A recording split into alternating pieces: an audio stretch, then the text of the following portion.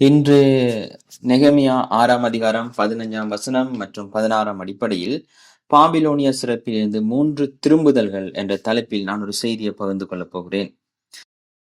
இஸ்ரவேல் பாவம் செய்ததால் அவர்கள் 3 வெவ்வேறு சந்தர்ப்பங்களில் சிறையிருப்புக்கு அழைத்து செல்லப்பட்டனர். பிறகு அவர்களின் தண்டனை காலம் முடிந்த பிறகு அவர்கள் 3 வெவ்வேறு சந்தர்ப்பங்களில் திரும்பினார்கள். இது எனக்கு ஒரு சிந்தனையை தூண்டியது. ஏன் 3? ஏன் ஒரு முறை அல்லது 2 முறை அல்ல, ஆனால் ஏன் 3 முறை? நீங்கள் உண்மையில் சிந்தித்து பார்த்தால் வேதாகமத்தில் பலமுறை எண் 3 தோன்றுகிறது.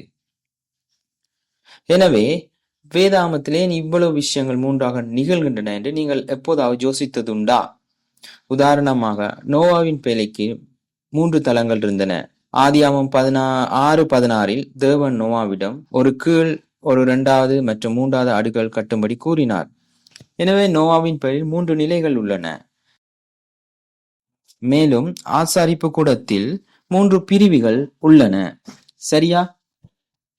வெளிப்பிரகாரம், பரிசுத்த ஸ்தலம் மற்றும் பரிசுத்த ஸ்தலம், மகா பரிசுத்த ஸ்தலம் என்று 3 பிரிவுகள் உள்ளன. மேலும் மீட்பின் வரலாற்றில் முதல் ஆதாம், 2ஆம் ஆதாம் மற்றும் 3ஆம் ஆதாம் என்று உள்ளனர். 1 கொரிந்தியர் 15:45-47 உள்ளது. ஆனாலும் உலகில் கூட 2 பேர் கனமான ஒன்றை தூக்கும் போது அவர்கள் என்ன செய்கிறார்கள்? 1, 2, 3 என்று சொல்லி தூக்குகிறார்கள், இல்லையா? நாம் பந்தயம் ஓடும் போது சில நேரங்களில் மக்கள் ஆயத்தமாயிரு, நிலையிலிரு, புறப்படு, அல்லது அவர்கள் ஒத்திசைவாக செல்ல விரும்பும் போது அவர்கள் 1, 2, 3 என்று சொல்லிவிட்டு செல்கிறார்கள், இல்லையா? எனவே 3 என்பது வாழ்க்கையில் மிக முக்கியமான எண்ணாகும்.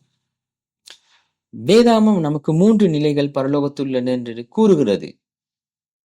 2 கொரிந்தியர் 12:2 அப்போஸ்தலர் பவுல் 3ஆம் வானம் வரைக்கும் அழைத்து செல்லப்பட்டார் என்று கூறுகிறது. எனவே 3 நிலைகள் பரலோகத்தில் உள்ளன என்று அது நமக்கு அர்த்தப்படுகிறது. மேலும் தேவன் ஒரு திருத்துவமாக இருக்கிறார் என்பதை நாம் அறிவோம். சரியா? பிதா, குமாரன் மற்றும் பரிசுத்த ஆவியானவர். எனவே 3 என்ற எண் பரலோகத்தின் எண். மேலும் பூமியில் பரலோகத்தை மிகவும் பிரதிபலிக்கும் உயிரினம் மனிதன் ஆவான். நாம் பூமியில் பரலோகத்தை பிரதிபலிக்கிறோம். எனவே தேவன் மனிதர்களை 3 பகுதிகளுடன் படைத்தார். 1 தெசலோனியர் 5:23 சமாதானத்தின் தேவன் உங்களை தாமே முற்றிலும் பரிசுத்தமாக்குவாராக. உங்கள் ஆவியும் ஆத்மாவும் சரீரமும் நம்முடைய கர்த்தராகிய இயேசு கிறிஸ்து வரும்போது குற்றமற்றதாய் இருக்கும்படி காக்கப்படுவதாக என்று கூறுகிறது. எனவே மனிதர்கள் ஆவி, ஆத்மா மற்றும் சரீரம் என 3 பாகங்களால் ஆனது. ஆத்மா மற்றும் சரீரம் என 3 பாகங்களால் ஆனது. இது ஒரு தற்செயல் நிகழ்வு அல்ல. அப்படியானால் ஆவி என்றால் என்ன? நமது ஆவி தேவனோடு ஐக்கியத்தை தேடும் ஒரு பகுதி. தேவனோடு தொடர்பு கொண்டு அவரோடு உரையாடக்கூடிய ஒரு பகுதி. தேவனோடு தொடர்பு கொண்டு அவரோடு உரையாடக்கூடிய ஒரு பகுதி. ஒரு உயர்ந்த சக்தியை தேடுவது நமது இயல்பான விருப்பம். மனிதர்கள் குகை மனிதர்களாக இருந்த காலத்தில் அவர்கள் எப்பொழுதும் ஒருவித கடவுளை தேடினார்கள். ஜான் கல்வின் மதத்தின் விதை என்று அழைக்கிறார். இது மத நாட்டமாகும். மனிதர்கள் மட்டுமே இது உடையவர்கள். இதுதான் நம்மை மிருகங்களிலிருந்து பிரித்து வைக்கிறது. மிருகங்கள் இதை செய்வதில்லை, ஏனெனில் அவைகளுக்கு ஆவி இல்லை. எனவே நீதிமொழிகள் 20:27 மனிதனுடைய ஆவி கர்த்தர் ஏற்றி வைத்த விளக்காம், அது அவனுடைய உள்ளத்தை எல்லாம் ஆராய்ந்து பார்க்கும் என்று கூறுகிறது. மனித ஆவியில் தான் தேவன் குடியிருக்க விரும்புகிறார். எனவே மனிதாவி மட்டும் தேவனுடைய ஆவி பெறக்கூடிய ஒரே பாத்திரம். அதனால் தான் மனிதர்கள் மிகவும் கண்ணியமானவர்களாய் இருக்கிறார்கள். அதனால் தான் மனித உயிர் மிகவும் விலை மதிப்பற்றது. ஏனெனில் நாம் தேவனுடைய ஆவி குடியிருக்கக்கூடிய தேவனுடைய பாத்திரம். வேறு எங்கும் இது நடக்க முடியாது. மனிதாவில் தான் நடக்கும். அதுவே தேவனுடைய சாயல். பின்னர் ஆத்துமா என்பது உலகில் நம் மக்கள் நமது மனம் என்று அழைப்பார்கள். ஆனால் வேதாமத்தில் அது ஆத்துமா என்று அழைக்கப்படுகிறது. சரியா? எனவே அது மனதுக்கு சமன். அது புத்தி, உணர்ச்சி மற்றும் சித்தம் ஆகியவற்றை கொண்டது. இது சிந்திக்கும், உணரும் மற்றும் தீர்மானிக்கும் பகுதி.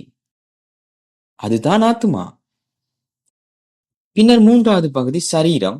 நிச்சயமாக அது நமது மாமிசம், எலும்புகள், இரத்தம், கலங்கள் போன்றவை. ஆதாம் வீழ்ச்சி அடைந்த போது இந்த மூன்று பகுதிகளும் ஊழலாகி பாவம் நிறைந்தவை ஆகின. ஆவி, ஆத்மா மற்றும் சரீரம். வெறும் சரீரம் மட்டுமல்ல, மூன்றுமே. ஆவி, ஆத்மா மற்றும் சரீரம் வீழ்ச்சியடைந்தன. எனவே மூன்றும் ரட்சிக்கப்பட வேண்டும், மீண்டும் நிலைநிறுத்தப்பட வேண்டும். அதனால் தான் ஆவி, ஆத்மா மற்றும் மூன்று பகுதிகளை மீட்கெடுக்க மூன்று படிகள், மூன்று நிலைகள் தேவைப்படுகின்றன. எனவே பாபிலோனிய சிறையிருப்பு மற்றும் திரும்புதல் மனிதன் இந்த அமைப்புக்கு ஒத்துப்போகின்றன.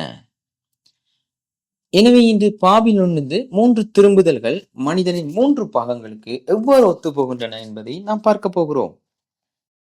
முதலாவது, பாபிலோனிலிருந்து முதல் திரும்புதலின் சில உண்மைகளை பார்ப்போம். இது எப்போது நடந்தது? கிறிஸ்துவுக்கு முன் 537 தலைவர்களாக இருந்தவர்கள் செருபாபேல் மற்றும் பிரதான ஆசிரியர் யோசுவா. இந்த திரும்புதலின் நோக்கம் என்ன? முதல் திரும்புதலின் நோக்கம் தேவாலயத்தை மீண்டும் கட்டுவதுதான். தேவாலயம் அழிக்கப்பட்டது, சரியா? 20 ஆண்டுகளுக்கு பிறகு அவர்கள் திரும்பி சென்று அந்த ஆலயத்தை மீண்டும் கட்டலாம் என்று தேவன் அவர்களிடம் கூறினார். எஸ்ட்ரா 1:3 உங்கள் எவன் அவருடைய ஜனக்கூட்டத்தில் யாவற்றிலும் சேர்ந்தவனோ அவனுடைய தேவன் அவனோடு இருப்பாராக.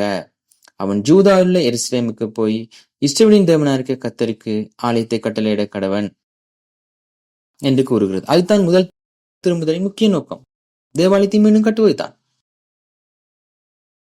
முதல் திரும்புதல் நமது ஆவியின் மறுசீரமைப்புக்கு ஒத்துள்ளது. மனிதர்கள் கட்டிடங்களில் தேவன் குடியிருப்பதில்லை என்று வேதாகமம் நமக்கு கூறுகிறது. தேவன் எங்க குடியிருக்கிறார்? 1 கொரிந்தியர் 3:16 நீங்கள் தேவனுடைய ஆலயமாயிருக்கிறீர்கள் என்றும் தேவனுடைய ஆவி உங்களில் வாசமாயிருக்கிறார் என்றும் அறியாதிருக்கிறீர்களா என்று கூறுகிறது.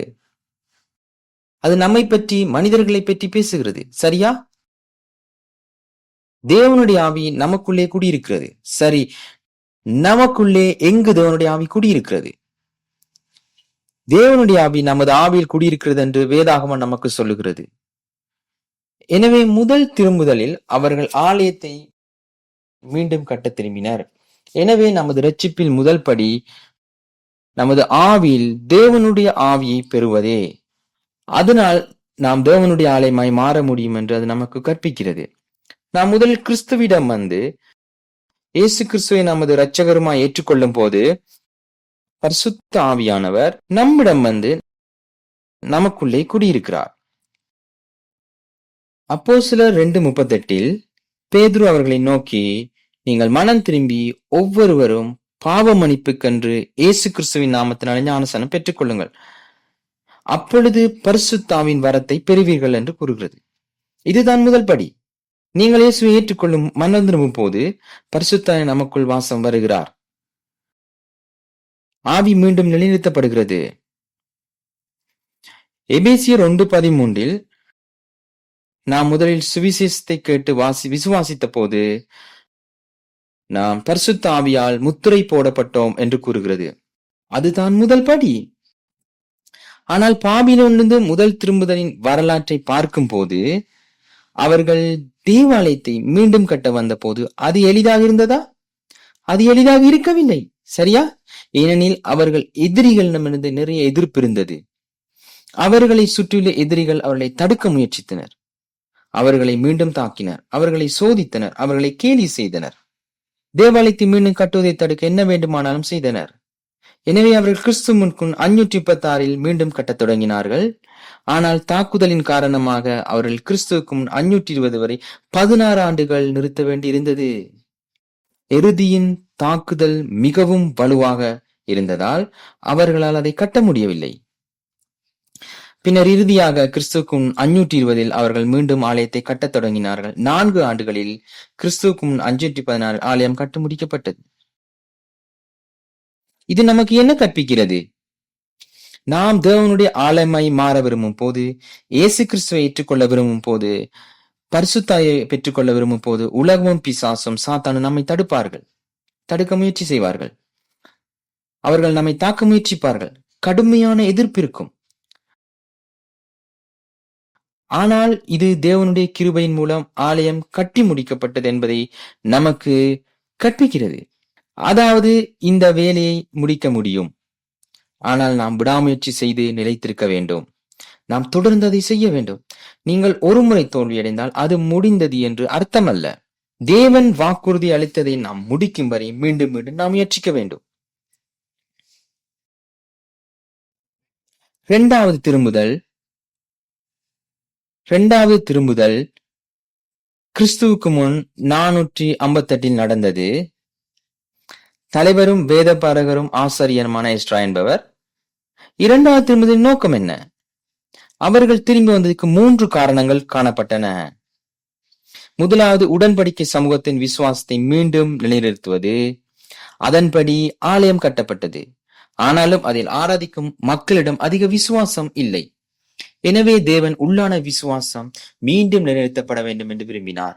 இரண்டாவது காரணம், தேவனை ஆராதிக்க தேவையான பொருட்களை பலிக்காக மீண்டும் நிரப்புவது. ஆலயம் கட்டப்பட்டது, ஆனால் உள்ளே ஆராதனை தொடர முடியாவிட்டால் அந்த ஆலயம் பயனற்றது. இறுதியாக மிக முக்கியமானது மூன்றாவது காரணம், எஸ்ட்ரா மக்களுக்கு தேவனுடைய வார்த்தை கற்பிப்பதாக ஆகும். அதுவே மக்களின் விசுவாசத்தை மீண்டும் நிலைத்த முக்கியமான வழியாகும். எனவே இரண்டாவது திரும்புதல் நமது ஆத்மாவுக்கு மனதுக்கு ஒத்திருக்கிறது. ஆத்மாவின் மறுசிறப்பு எப்படி நடைபெறுகிறது? அது ஆராதனை மூலமாகவும் தேவனுடைய வார்த்தையை கற்பிப்பதன் மூலமாகவும் செய்யப்படுகிறது. தேவனுடைய அறிவு நமது புத்தி, நமது உணர்ச்சி மற்றும் நமது சித்தத்தை மீண்டும் நிலைநிறுத்துகிறது. வெறும் புத்தி மட்டுமா? சரியா? நீங்கள் தேவனுடைய வார்த்தையை கற்றுக்கொள்ளும் போது அது உங்கள் தலையில் மட்டுமல்ல, அது உங்களையும் உங்கள் உணர்ச்சிகளையும் அசைக்கிறது.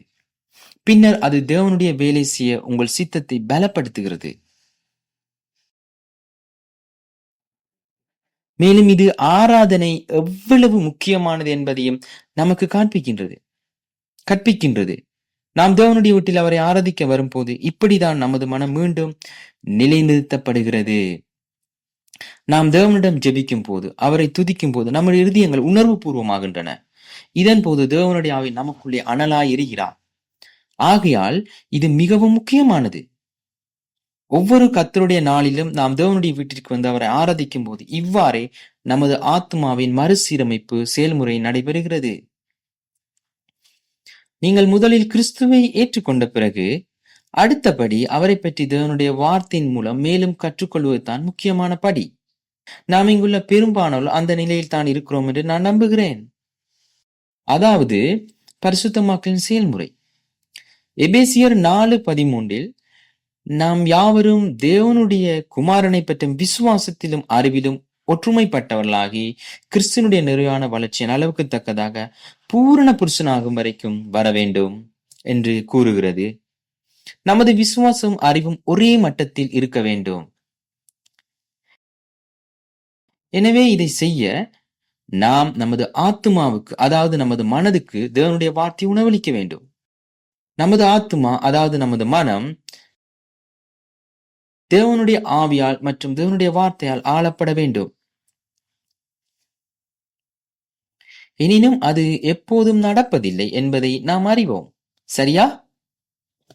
சில நேரங்களில் நடக்கிறது, சில நேரங்களில் நடப்பதில்லை. ஆகவே தேவனுடைய வார்த்தை நமது இருதயங்களை, நமது மனதையும் ஆளும் போது நமது வாழ்க்கையில் உண்மையான சமாதானம் இருக்கும்.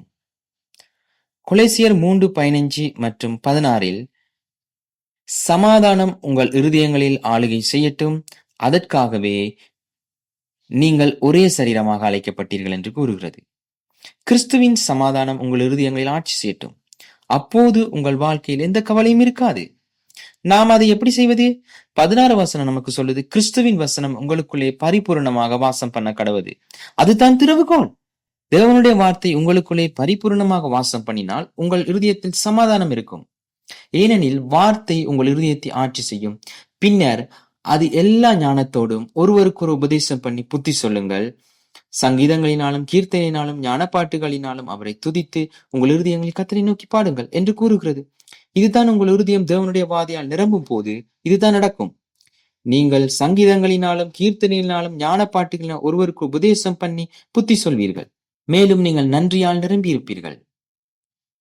கீர்த்தனைகள் உங்கள் உதடுகளிலிருந்து வழிந்தோடும், ஏனெனில் உள்ளே மகிழ்ச்சி இருக்கிறது. எனவே அது நமது விசுவாச வாழ்க்கையின் ஒரு பகுதி. அதுதான் நாம் நோக்கி செல்லும் இலக்கு. அதனால் தான் நாம் தொடர்ந்து நமது ஆத்மாவுக்கு தேவனுடைய வார்த்தையை உணவளிக்க வேண்டும். மேலும் நாம் தொடர்ந்து துதி ஜெபத்தின் மூலம் ஆராதிக்க வேண்டும். அதனால் நமது புத்தி, நமது உணர்ச்சி மற்றும் சித்தம் தேவனால் ஆளப்பட முடியும். இறுதியாக பாபிலோனிலிருந்து 3வது திரும்புதல். கிறிஸ்துவுக்கு முன் 444 நடந்தது.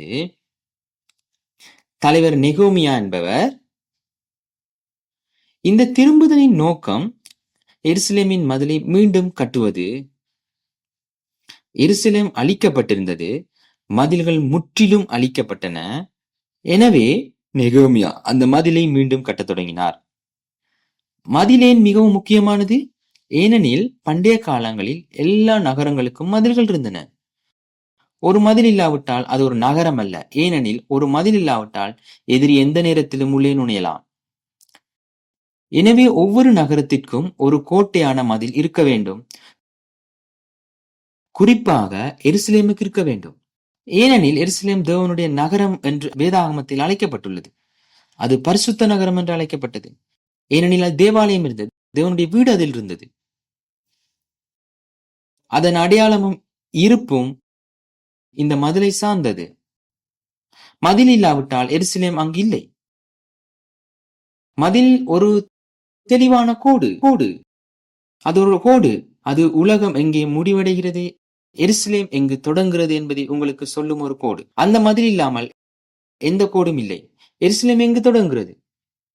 இங்கே அல்லது அங்கே அல்லது இங்கே? இது உலகின் பகுதியா அல்லது எருசலேமின் பகுதியா? நீங்கள் உண்மையில் சொல்ல முடியாது. அதுவே தான் நமது ஆவிக்குரிய மதில் நமது வாழ்க்கையில் செய்யும் அதே காரியம். உலகத்திலிருந்து உங்களை பிரிக்கும் ஒரு தெளிவான கோடு உங்களிடம் இருக்கிறதா? மக்கள் உங்களை பார்க்கும் போது அந்த நபர் ஒரு கிறிஸ்தவர் அல்லது ஒரு விசுவாசி என்று சொல்லுகிறார்களா? ஆம், நீங்கள் உறுதியாக சொல்ல முடியும். ஆனால் அல்லது மக்கள் அவர் ஒரு கிறிஸ்தவர் என்று கூறுகிறார், ஆனால் எனக்கு தெரியவில்லை, ஏனெனில் அவர் மற்றவர்களைப் போல செயல்படுகிறார் என்று சொல்லுகிறார்களா? அப்படி சரியா? அப்படியானால் அங்கு மதில் இல்லை என்று அர்த்தம். வேதாகமத்தில் எசேக்கியேல் 42:20 மதிலின் நோக்கம் என்ன? பரிசுத்தமானதுக்கும் பரிசுத்தம் இல்லாததுக்கும் வித்தியாசம் பண்ணும்படிக்கு என்று அது கூறுகின்றது. அதுதான் நோக்கம். பரிசுத்தமானதுக்கும் பரிசுத்தம் இல்லாததுக்கும் வித்தியாசம் பண்ணுவது. எனவே நமது வாழ்க்கையில் நாம் ஒரு பரிசுத்த தேவ வாழ்க்கையை வாழ்கிறோமா அல்லது பரிசுத்தம் இல்லாத உலக வாழ்க்கையை வாழ்கிறோமா அல்லது இரண்டும் கலந்ததா? எனவே அந்த மதில் பிரிப்பு கோட்டை வழங்குகிறது. உங்களிடம் ஒரு உறுதியான மதில் இருந்தால் உள்ளே உலகத்தன்மை இல்லை என்று அர்த்தம். எனவே 3வது திரும்புதல் நமது சரீரத்துக்கு, நமது சரீர வாழ்க்கைக்கு ஒத்துள்ளது. அதாவது நாம் பேசும் விதம், நாம் நடக்கும் விதம், நாம் செயல்படும் விதம், நமது வாழ்க்கையை எப்படி வாழ்கிறோம். நமது வாழ்க்கையில் இப்போது இந்த ஆவிக்குரிய மதில் இருக்கிறதா? நாம் பாபிலோனை விட்டு வெளியேறி தனிப்பட்டவர்களா இருக்க வேண்டும் என்று வேதம் நமக்கு சொல்லுகிறது. அப்போதுதான் தேவன் பிதாவாக மாறுவார். அதுதான் நமது உயர்ந்த இலக்கு. அது நமது சரீரத்தின் மீட்பு. நமது ஆவிகளில் நாம் இயேசுவை நம்புகிறோம். நமது ஆத்மாவில் நாம் தேவனுடைய வார்த்தையின் சிலவற்றை அறிவோம். மேலும் நாம் அவற்றின்படி வாழ நம்மால் முடிந்ததை செய்கிறோம். ஆனால் நமது சரீரத்தில், நமது சரீர வாழ்க்கை நாம் அதை எவ்வளவு உண்மையில் செய்கிறோம்? ரோமர் 8:23 இறுதி இலக்கு நமது சரீரத்தின் மீட்பு என்று கூறுகிறது. அங்கு நமது சரீரம் பாவத்தை மேற்கொண்டு தேவனுடைய கிருபையின்படி வார்த்தையின்படி வாழ்கிறது. ரோமர் 8:1 இரண்டாவது வருகையின் போது கிறிஸ்து திரும்பும் போது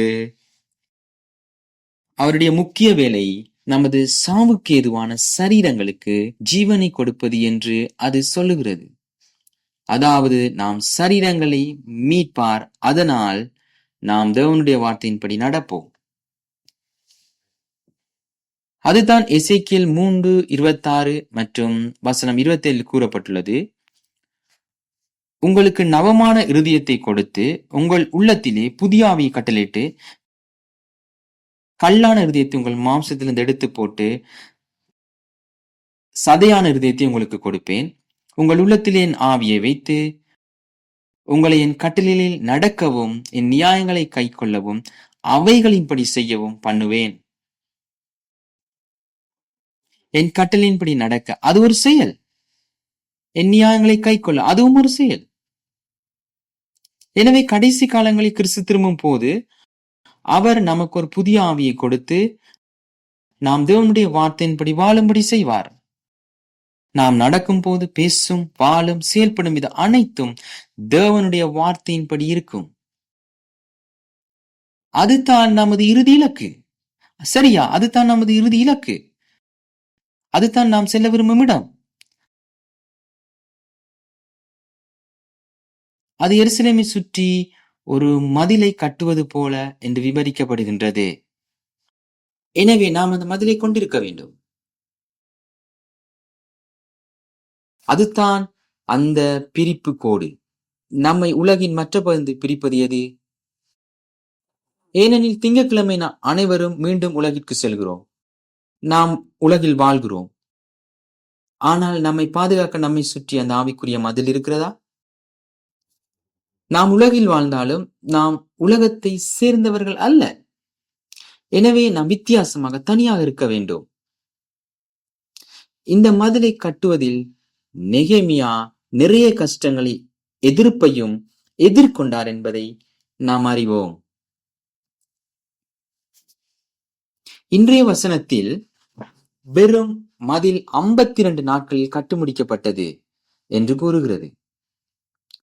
ஆனால் அது தேவனுடைய உதவியால் நடந்தது. எந்த மனிதனும் இதை தனியால் செய்ய முடியாது. ஏனெனில் எதிரி அவர்களை ஒரு மதிலை கட்ட முயற்சிப்பதை பார்த்த போது அவர்கள் மீண்டும் கடுமையாக தாக்கினார்கள். முதலில் அவர்களை கேலி செய்தனர். அவர்களை விரல்களை சுட்டி காட்டி கேலி செய்தனர். அவர்கள் சிரித்து அவர்கள் என்ன செய்கிறார்கள், என்ன என்று நினைக்கிறார்கள், அவர்கள் அந்த மதிலை கட்ட முடியும் என்று அவர்கள் உண்மையிலே நினைக்கிறார்களா என்றார்கள். இன்று இந்த உலகின் மக்கள் தேவாலயத்துக்கு செல்ல அந்த முட்டாள் மக்களை பாருங்கள். அவர்கள் யார் என்று நினைக்கிறார்கள்? தேவன் என்று ஒருவரும் இல்லை. அவர்கள் தேவனை போல இயேசுவை போல வாழ முடியும் என்று அவர்கள் உண்மையிலே நினைக்கிறார்களா? அது சாத்தியமற்றது என்று சொல்லுகிறார்கள். மேலும் சாத்தான் நமது வேலையை தடுக்க பல வழிகளை கொண்டுள்ளான். முதலில் அவர்கள் சோதனையை கொண்டு வருகிறார்கள். சரியா? நீங்கள் விரும்பும் விஷயங்களால் அவர்கள் உங்களை சோதிக்கிறார்கள். உதாரணமாக என்னாகமம் 41 வனாந்திரத்தில் உள்ள முகாமில் அவர்கள் என்ன செய்தார்கள்? மோவாபிய அழகிய பெண்களை கொண்டு வந்து இஸ்ரவேல் ஆண்களை தேவனுக்கு எதிராக பாவம் செய்ய சோதித்தனர். மேலும் அவர்கள் விக்கிரங்களுக்கு படைக்கப்பட்ட சுவையான உணவுகளையும் கொண்டு வந்து இஸ்ரவேலர் அந்த உணவை சாப்பிட்டு தேவனுக்கு எதிராக பாவம் செய்ய சோதித்தனர். சாத்தான் எப்படி செயல்படுகிறார் என்பதற்கு இது ஒரு உதாரணம்.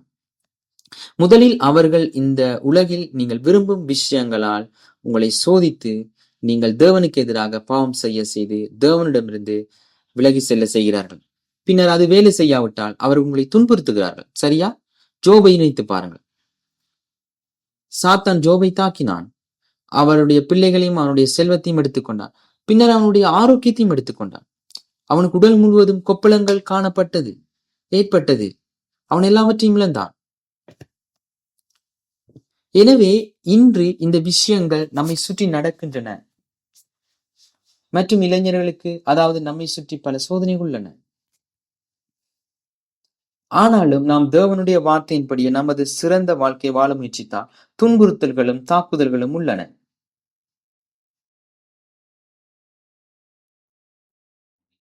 சாத்தான் பல வெவ்வேறு தந்திரங்களை செய்ய முயற்சிக்கிறான். நாம் எப்பொழுதும் விழிப்புடன் இருக்க வேண்டும். நெகோமியா இதை எப்படி செய்தார்? நெகேமியா 4:17 அலங்கத்திலே கட்டுகிறவர்களும் சுமை சுமைக்கிறவர்களும் சுமையேற்றுகிறவர்களும் அவரவர் ஒரு கையினாலே வேலை செய்து மறு கையினாலே ஆயுதம் தரித்திருந்தார்கள் என்று கூறுகிறது. ஒரு கையில் அவர்கள் தாக்குதலை எதிர்த்து போராட ஒரு வாளை வைத்திருந்தனர், மற்றொரு கையில் அவர்கள் மீண்டும் கட்டும் வேலையை செய்தனர். இது நமக்கு என்ன செய்ய வேண்டும் என்பதை நினைவூட்டுகிறது. நாம் நமது உள்ளே உள்ள ஆலயங்களையும் நம்ம மதில்களையும் கட்ட முயற்சிக்கும் போது நாம் பிசாசின் சோதனைகளையும் எதிர்த்து போராட வேண்டும். இவைதான் இன்று நாம் எதிர்கொள்ளும் சவால்கள், நெகேமியாவை போல. ஆனால் இன்றைய வார்த்தை சொல்வது போல தேவனுடைய உதவியால் அவர்கள் அதை மிக குறுகிய காலத்தில் 52 நாட்களில் முடிக்க முடிந்தது. அவர்கள் அதை பார்த்த போது எதிரிகள் தங்கள் நம்பிக்கையை இழந்தனர். ஏனெனில் அது தேவனால் வந்தது என்று அவர்களுக்கு தெரியும். எனவே பிரியமான பரிசுத்தவான்களே, நம்பிக்கை இழக்காதீர்கள், தைரியம் கொள்ளுங்கள். இந்த நல்ல போராட்டத்தை நாம் போராட வேண்டும், தொடர்ந்து போராட வேண்டும். நீங்கள் ஒரு முறை அல்லது 2 முறை தோல்வி அடைந்தால் பரவாயில்லை. ஏனெனில் தேவன் இந்த வேலையை அதன் முடிவுக்கு கொண்டு வருவார் என்று வேதாகமம் நமக்கு வாக்குறுதி அளிக்கிறது. இறுதியாக வெளிப்படுத்தல் 19:7 மற்றும் 8 ஆட்டுக்குட்டியானவர் இயேசு கிறிஸ்து அவருடைய சபையை, விசுவாசிகளை, அதாவது நம்மை மணந்து கொள்கிறார். மணமகள் சுத்தமானதும் பிரகாசமானதும் மெல்லிய ஆடை உடுத்தும் போது இது நடக்கின்றது. அந்த மெல்லிய ஆடை எதை குறிக்கிறது? அந்த மெல்லிய ஆடை பரிசுத்தவான்களின் நீதியான செயல்கள். நாம் நீதியான செயல்களை உடையவர்களாக ஆடை அணியும் போது, நம் வாழ்க்கை நீதியால் நிறைந்த செயல்களாக மாறும் போது ஆட்டுக்குட்டியானவரின் திருமணம் நடக்கும். அதைத்தான் நாம் நோக்கி செல்லுகிறோம். அதுதான் நமது இலக்கு. தேவன் அதை நடக்க வைப்பார். எனவே நாம் இப்பொழுது தவக்காலத்தின் பருவத்தை அடைந்துள்ளோம், சரியா? தவக்காலம் எதை பற்றியது? கிறிஸ்துவின் அடிச்சுவடுகளை பின்பற்றுவது, இந்த உலகில் உள்ள விஷயங்களை விட்டுக் கொடுப்பது, சில சமயங்களில் உபாசம் செய்வது, ஜெபிப்பது, உலக இன்பங்களையும் மகிழ்ச்சிகளையும் விட்டுக் கொடுப்பது, அதுவே நம்மை நாமே ஒழுங்குபடுத்தின ஒரு பகுதி. அதனால் நமது சரீரங்களும், நமது சரீர வாழ்க்கை, நமது செயல்களும் மாறும். அவை கிறிஸ்துவின் சாயலுக்கு ஒத்திருக்கும். நாம் இதை செய்யும் போது சாத்தான் சில சமயங்களில் நம்மை சோதிக்கிறான் என்பதையும் நாம் கவனத்தில் கொள்ள வேண்டும், சரியா? சில சமயம் அவன் நம்மை கோபப்படுத்துகிறான், சில சமயங்கள் அவன் நம்மை எரிச்சல் அடையவும் செய்கிறான். ஆனால் அந்த விஷயங்கள் கூட நாம் கட்ட முயற்சிக்கும் மதிலை உடைக்கின்றன. மனிதனுடைய கோபம் தேவனுடைய நீதியை உண்டாக்குவதில்லை என்று வேதாகமம் நமக்கு சொல்லுகிறது. இந்த தவ காலத்தின் போது நாம் ஒரு தேவபக்தியில ஒழுங்கமைக்கப்பட்ட வாழ்க்கையை வாழ முயற்சிப்போம். கிறிஸ்துவின் வாழ்க்கைக்கு ஒத்த ஒரு வாழ்க்கை. அது கடினமாயிருக்கும். ஆனால் தேவனுடைய உதவியுடன் நெகேமியா மதிலை கட்டியது போல நாமும் இந்த மதிலை கட்ட முடியும். நாமும் தேவனுடைய சித்தத்துக்கு ஒத்த ஒரு வாழ்க்கை வாழ முடியும். தேவனுடைய உதவியை நாடுவோம். இது நடக்க போகிறது. எனவே நாம் சிறந்ததை முயற்சிப்போம், நம்ம சிறந்த முயற்சிகளை செய்வோம். மேலும் தேவனுடைய உதவும் கை நம் ஒவ்வொருவரும் இருக்கட்டும். ஆமேன். நாங்கள் ஜெபிப்போம். அன்பான பரமபிதாவை, உமது கிருபைக்காக நாங்கள் நன்றி உமக்கு கூறுகிறோம். இந்த உலகமானது நாங்கள் வீழ்ச்சி அடைந்தவர்கள், நாங்கள் குறைபாடுள்ளவர்கள், இது சாத்தியமற்றது என்று சொன்னாலும் நீர் தொடங்கிய இந்த வேலையை முடிப்பீர் என்று நீர் எங்களுக்கு கொடுத்த வாக்குறுதியின் வார்த்தைக்காக நாங்கள் உமக்கு நன்றி கூறுகிறோம். எங்கள் ஆவி, ஆத்மா மற்றும் சரீரம் எங்கள் கர்த்தராகிய இயேசு கிறிஸ்துவின் சாயலுக்கு முழுமையாக ஒத்திருக்கட்டும். மேலும் நாங்கள் ஒருபோதும் கைவிடாமல், இதை விட்டு விடாமல் இந்த போராட்டத்தை இறுதி வரை போராட எங்களுக்கு உதவும். அதனால் தேவன் எங்கள் வாழ்க்கையில் என்ன செய்வார் என்பதை நாங்கள் இறுதி வரை காண எங்களுக்கு உதவி செய்யும். இந்த வாக்குறுதிக்காம், இந்த கிருபைக்காம், எங்கள் வாழ்க்கை நீ செய்ய போகும் காரியங்களுக்காக நாங்கள் உமக்கு மிகவும் நன்றி கூறுகிறோம். உமக்கு மகிமையும் துதியும் கொடுக்கிறோம். மேலும் எங்கள் கர்த்தராகிய இயேசு கிறிஸ்துவின் நாமத்தில் நன்றி உள்ளவர்களாக இவை அனைத்துக்காக ஜெபிக்கிறோம். ஆமேன். எங்கள் கைக்கு தட்டல்களால் நாங்கள் தேவனுக்கு நன்றி செலுத்துவோம்.